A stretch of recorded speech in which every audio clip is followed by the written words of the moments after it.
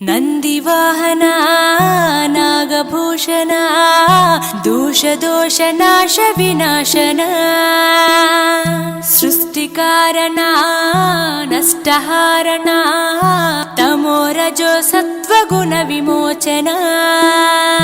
మాఘమాసమున కృష్ణపక్షమున చతుర్దశి నడి జామురాతిరిన మహాలింగమే ఉద్భవించెనట బ్రహ్మ విష్ణువుల అహం అనిగెనట సృష్టికి మూలం నీవని తెలిసి సాగిలబడి నీ మహిమకు మొక్కే అదే మహాశివరాత్రి వెలిసెనట